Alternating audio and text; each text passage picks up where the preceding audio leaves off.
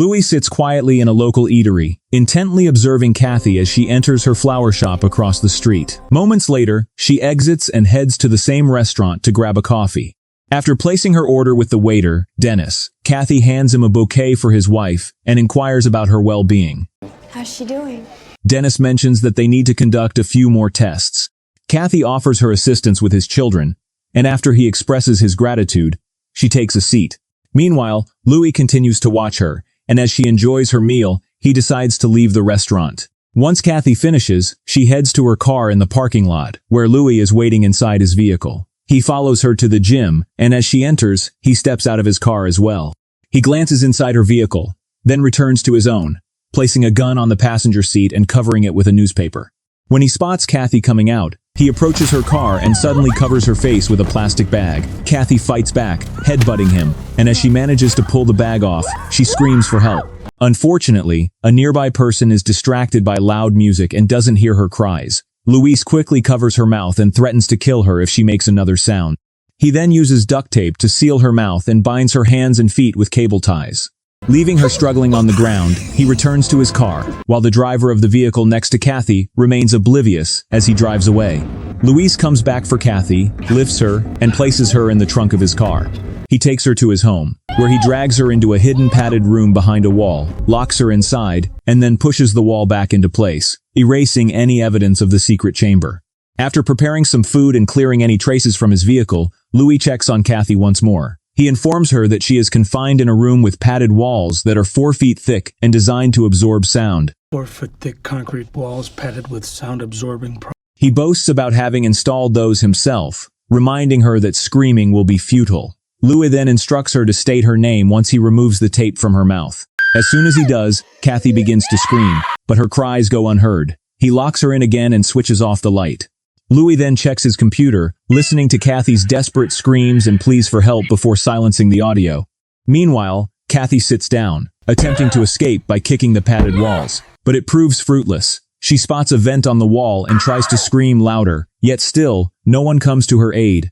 In the living room, Louis watches the news while loading his gun. When he returns to check on Kathy, he taunts her, saying she can keep screaming to see how long it takes for someone to hear her. You can keep on screaming and we can see how long it takes someone to hear you. He suggests they get straight to the point, and as he approaches her, Kathy pleads for him not to touch her. Please don't touch me. Louis, puzzled, watches her as she attempts to bribe him with money. He mocks her, stating that it's a significant amount for someone in her profession, before bluntly telling her he has no interest in it. I don't want your money. He then pulls out his gun and discusses a documentary he watched on television, but Kathy ignores him, insisting that the police will find her car, which will lead them to his home. Tearfully, she promises not to reveal anything about him if he releases her, but Louis simply demands that she tell him her name. I want you to tell me your name. When she responds that her name is Kathy Nolan, My name is Kathy Nolan. he appears disappointed for some reason and heads back to the living room, rummaging through Kathy's belongings. In a desperate struggle, Kathy manages to bring her tied hands in front of her just as Louis enters the room. She lashes out, hitting him in the face and pushing him back, but soon loses her balance. As she attempts to crawl away, Louis seizes her by the feet, only for her to retaliate with a kick to his face. Kathy then rises, grabs a vase from the table, and shatters it over Louis's head. She continues to crawl towards the living room, where she tries to call for help, but Louis shoots the phone. Terrified, Kathy pleads for her life, but when he approaches, she knocks him out cold. Spotting her bag on a chair, she retrieves her cell phone, only to find it has no signal. Hopping behind the kitchen counter, she discovers a knife in a drawer, and manages to cut the ties binding her feet. With the knife in hand, she attempts to open the door, but it won't budge. As she bangs on the door and screams for help, Louis regains consciousness and taunts her about her escape plans. Holding the knife defensively, Kathy warns him to stay back and questions how he knows about her job. How do you know what I do? Louis comments on her flower-selling business, then invites her to sit at the table to share more about herself. When she states her name, Kathy Nolan, he becomes irritated and suggests starting over, expressing a desire to know her better. I just want to get to know you a little bit more. Ignoring his advances, Kathy approaches him with the knife, demanding to know who he is and if there are others involved. Unfazed, Louis boasts about his gun's power and insists she sit down. When she finally complies, he offers her food, which she declines, and he remarks on her intelligence, implying that if he had intended to kill her, he would have done so already. He reminds her that he has only posed one question since she entered his home, and when he inquires about what that question was, Kathy responds that he is asking for her name. Louis insists that their conversation can truly begin once she reveals her name, prompting her to repeat for the third time that she is Kathy Noland. My name is Kathy Nolan. In a sudden outburst, Louis becomes enraged and hurls his plate at Kathy's face. He swiftly grabs his gun and aims it at her, but she skillfully deflects his attack, causing him to drop the weapon. Kathy then attempts to strike him with a knife, but Louis successfully defends himself, kicking the gun away and tackling her to the ground. During their struggle, Kathy loses the knife but bravely bites Louis on the shoulder before managing to put him in a chokehold. Once he goes limp, she pushes him aside and crawls away, but Louis grabs her feet and finally overpowers her with a hard slap. As he regains his composure, he retrieves his gun and drags Kathy back into the padded room. Shortly after, his assistant Alondra arrives and is taken aback by the chaos in the house. Louis tells her he won't need her assistance for the day, and when she notices his bleeding, he reassures her that he is fine and that she should leave. Changing the topic, Alondra mentions she will return the next day with his daughter, Summer, to which he agrees. Okay. I come tomorrow. Later, he checks on Kathy and offers to tend to her injuries. Afterward, Louis showers and treats his wound, while Kathy discreetly retrieves her phone from her pocket to check for a signal. Unfortunately, her phone remains unresponsive, so she puts it back in her pocket. As Louis eats and watches coverage of the retrial of the Charleston 3, Kathy notices a crack in the tile floor and attempts to pry it loose. Armed with a gun, Louis returns to the padded room to interrogate Kathy, asking for her name, birthday, birthplace, school, course of study, and what she did after graduation. Louis inquires about Kathy's upbringing in a church, her siblings, and her parents' jobs. Kathy responds, revealing her mother was a retired nurse and her father worked as an organizer for the Detroit Lions. However, Louis, convinced that Kathy is deceiving him, admits to having observed her for months and accuses her of lying about everything. He presses her again about her birthplace, and when she claims California, he demands a more specific answer. Frustrated, Kathy states she was born in Orange County, California, which only angers Louis further. He insists she clarify her birthplace once more, and when she shouts California, he fires his gun at the wall behind her, California! threatening that the next shot will be aimed at her head. When he asks her again, Kathy finally says she was born in Green Bay, Wisconsin, which seems to calm him down. Louis continues his interrogation, repeating his earlier questions but receiving different answers this time. With Kathy finally being truthful, Louis reveals he knows her father's departure hurt her deeply, and that her mother was indeed a nurse, while her father, a team doctor, left for a cheerleader, which devastated Kathy's twin sister. Kathy remains quiet, and when Louis mentions her returning to school and succeeding, she questions his own actions. Ignoring her, Louis presses her about her previous job and course of study, to which she admits she studied nursing. Now that he has the information he seeks, Louis demands her name, and when she responds with Kathy, he chillingly reminds her that Kathy was the name of her deceased sister.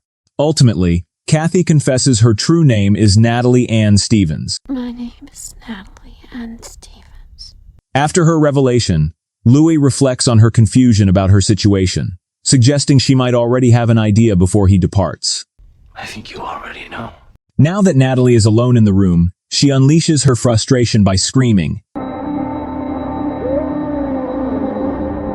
But Louis remains indifferent. She attempts to pick up the broken shard on the floor while outside, and meanwhile, Louis is engrossed in a video of himself with his baby. Despite her efforts being in vain, Natalie tries to use her phone again, raising it high near the vent in hopes of getting a signal. Eventually, she manages to reach the police, but Louis realizes her phone is missing.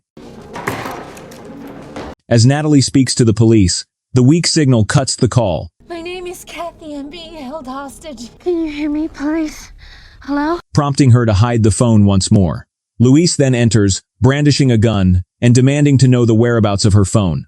He searches Natalie, and upon finding it, smashes the phone with his weapon. Frustrated, Louis inquires about her nursing job, to which Natalie replies that she worked at All Angels in Charleston. He then presses her about the number of patients who died under her care, and when she asks for specifics, he mentions that one of the Charleston 3 must be his wife. Lewis asks if she remembers Elena Matthew Lewis, and Natalie can only nod in acknowledgement. He concludes that this must be why she relocated. With 3 unexplained deaths, curiosity was inevitable. However, Natalie defends herself, stating that all nurses were acquitted during the trial. Lewis demands to know why she left, and she explains that the trial destroyed her career, necessitating a fresh start. Ignoring her reasoning, he reveals that he began to doubt everything when he noticed his wife's wedding ring was missing, as she never took it off. He also mentions another patient who mysteriously died of organ failure, despite having passed his medical insurance just a month prior. In the end, Lewis claims he is aware that his wife rarely drinks, yet Alana was intoxicated with GHB in her system, a known depressant. Natalie, maintaining her innocence, argues that the court found no fault with the hospital and expresses her sorrow for Lewis's loss.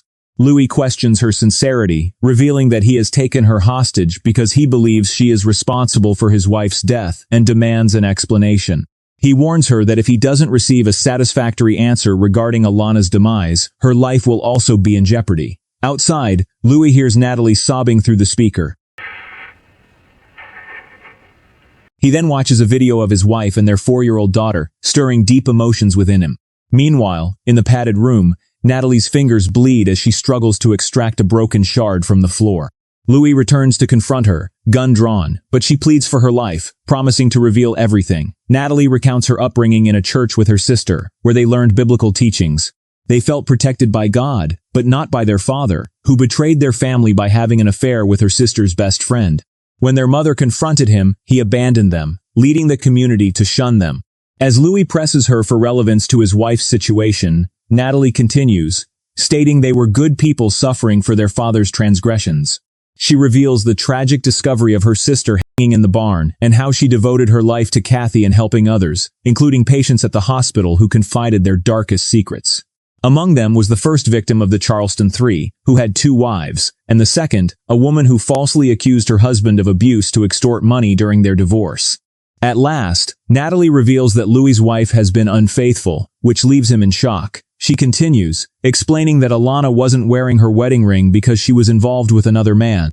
Louis struggles to accept this revelation and tells Natalie to stop talking, but she persists, recounting how Alana was found drunk in a hotel bar without any identification when she collapsed.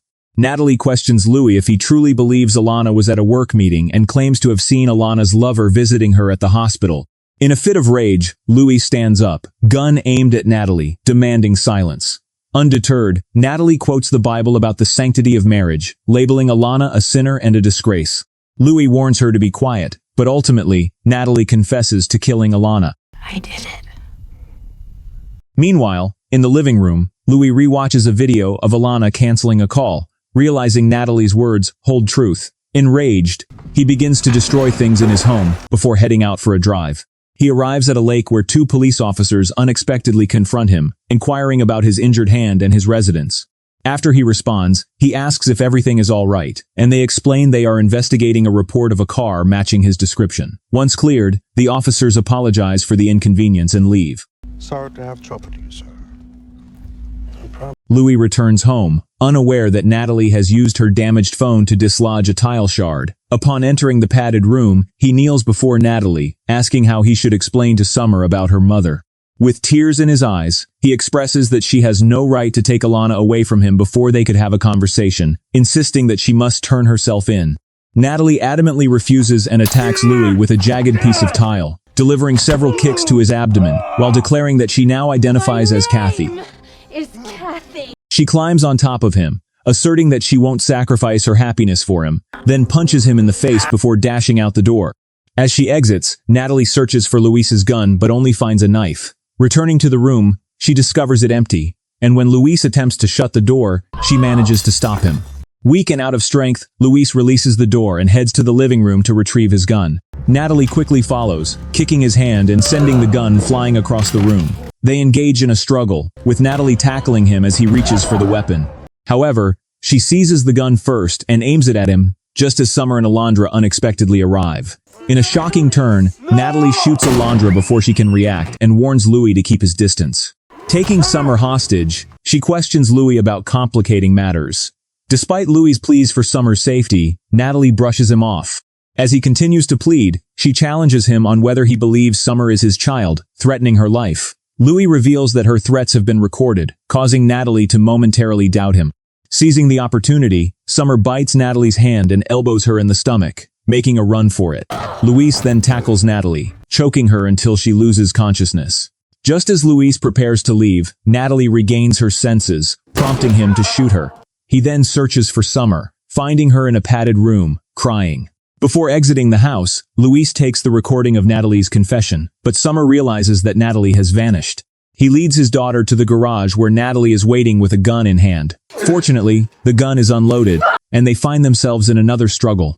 Louis throws her over the hood of the car, preparing to strike again when Natalie stabs him in the thigh just as Summer escapes from the vehicle. In agony, Louis tries to pull the weapon from his leg, but Natalie retaliates by smashing a brick against his face. With Louis now on the ground, Natalie grabs a pitchfork and tries to stab him, but he manages to block her just in time. Summoning all his strength, Louis pushes the pitchfork upward, landing 2 blows to Natalie's face that sent her staggering back into the garage door lock.